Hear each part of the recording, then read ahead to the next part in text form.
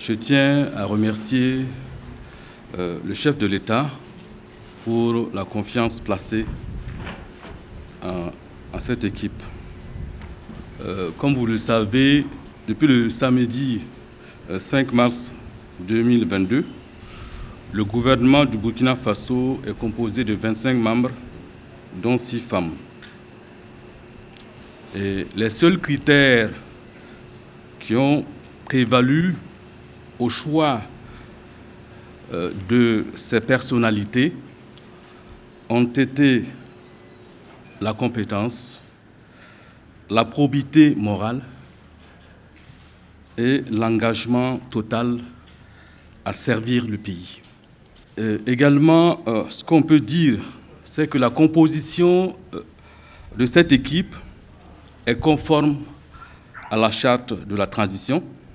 Ces membres sont pour la plupart des techniciens de leur domaine et capables d'impulser une nouvelle dynamique dans la construction d'un Burkina nouveau que le président du Faso et le peuple burkinabé appellent de tous leurs vœux.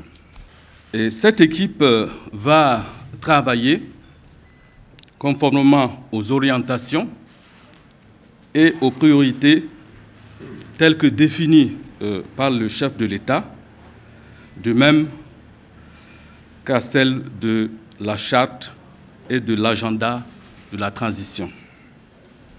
Ces priorités, vous les connaissez déjà, à savoir la lutte contre le terrorisme, la restauration du territoire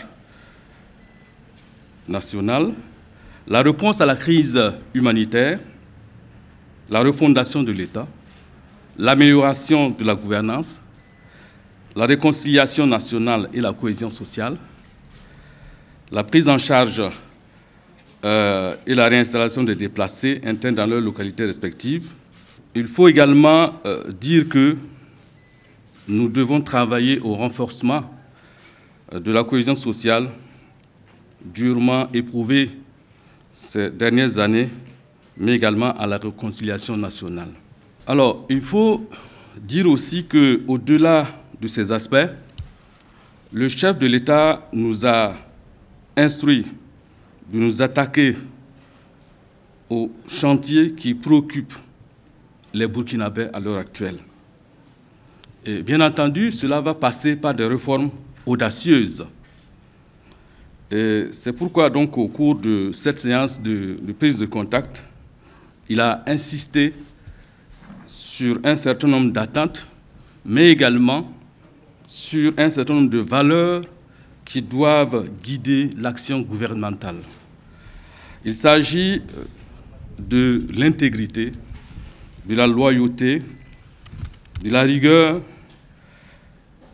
de la solidarité, de la collégialité et de l'exemplarité. Il a insisté également sur la nécessité de se départir d'un certain nombre de pratiques qu'on a vues dans les gouvernements passés, mais également de s'inspirer aussi des bonnes pratiques aussi de certains gouvernements également.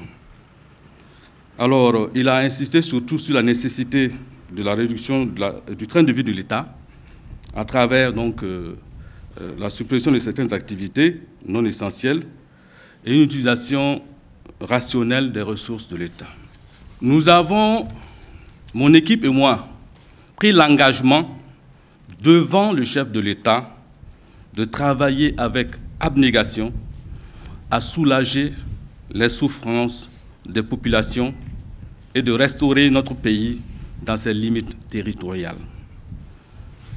C'est pourquoi j'appelle l'ensemble des Burkinabés de tous bords à soutenir le nouveau gouvernement dans ces moments difficiles que traverse notre pays et dans la mise en œuvre de cette vision de rupture que le président du Faso veut impulser à la gouvernance d'ensemble.